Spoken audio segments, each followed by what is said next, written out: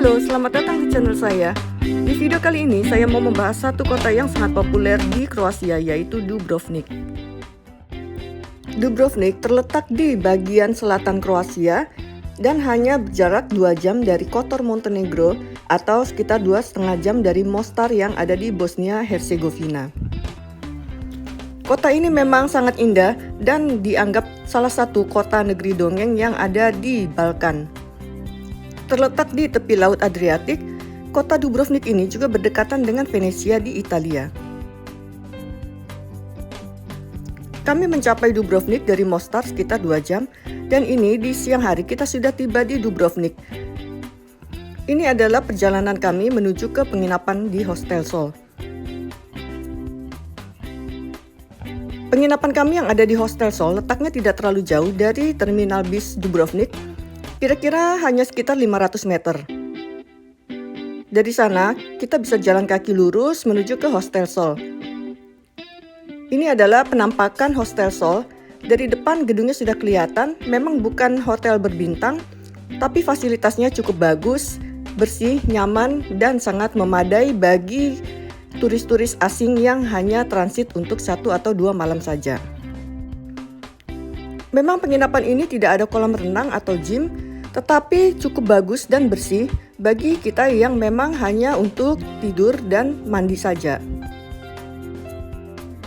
Bangunan Hostel Sol dari luarnya saja tampak bagus dan di dalamnya juga sama. Ini adalah kamar-kamarnya dan fasilitas-fasilitasnya serta toiletnya. Ini adalah resepsionisnya atau area ruang duduk.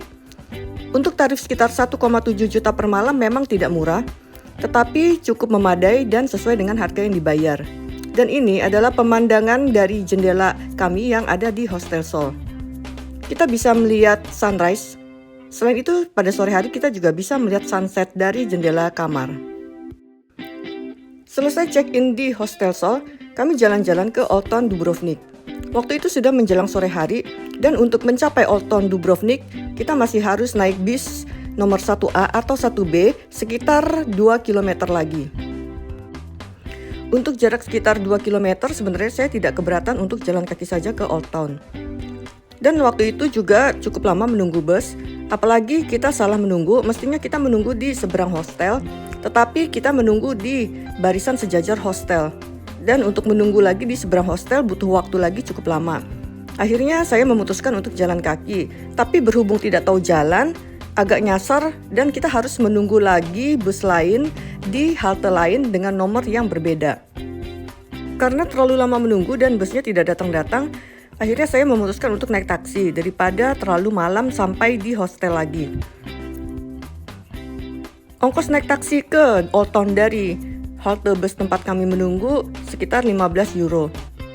Mereka mau dibayar dengan euro, walaupun mata uang mereka adalah kuna.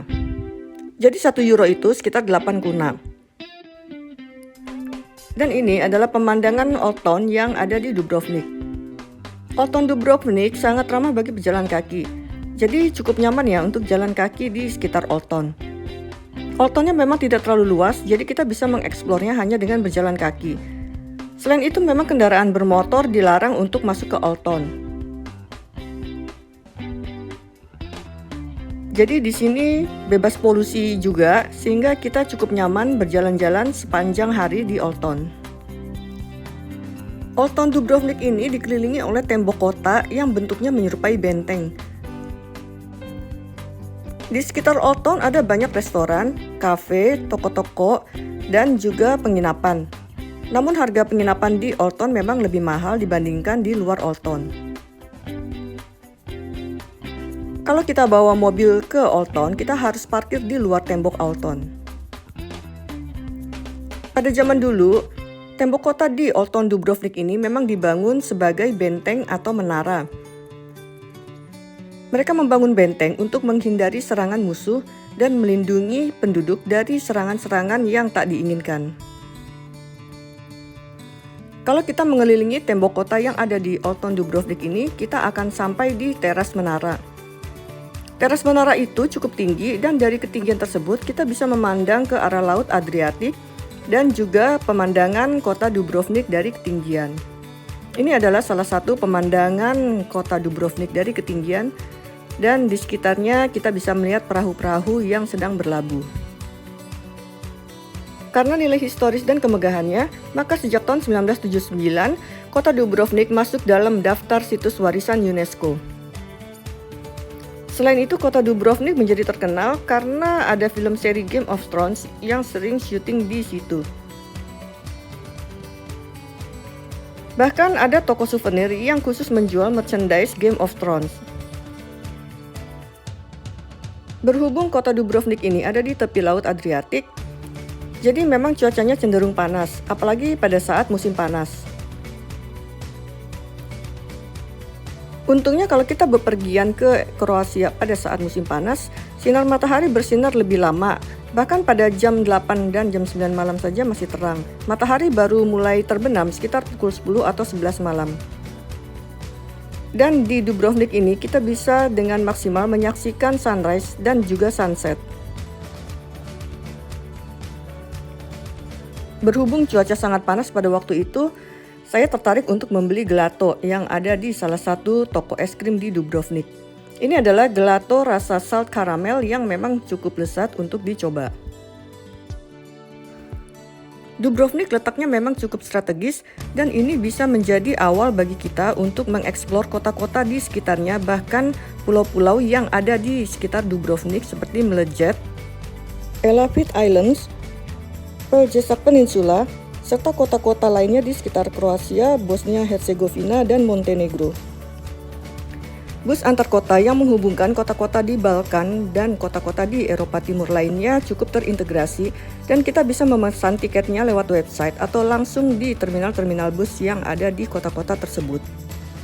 Karena kontur geografisnya memang sampai saat ini Dubrovnik belum memiliki jalur kereta. Untuk mencapai ke sana kita bisa naik feri, pesawat terbang atau bus.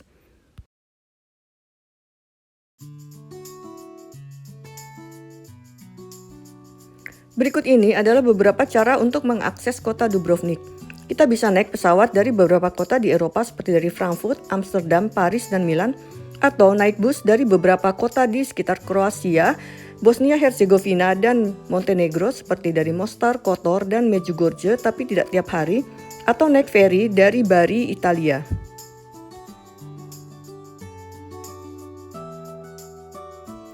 Dubrovnik termasuk kota yang aman bagi warganya dan juga untuk turis asing. Namun walaupun demikian kita tetap harus waspada dan hati-hati terhadap pencopet. Sebaiknya pisahkan antara uang besar dan uang kecil. Uang besar sebaiknya diletakkan di dompet yang berbeda dengan uang receh untuk pengeluaran sehari-hari.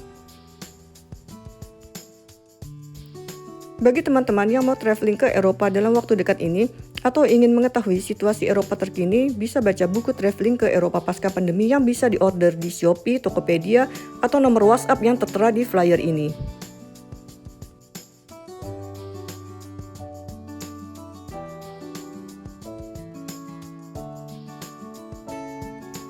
Demikianlah informasi saya tentang Dubrovnik dan sekitarnya. Semoga bermanfaat. Silakan share, like, dan subscribe. Terima kasih.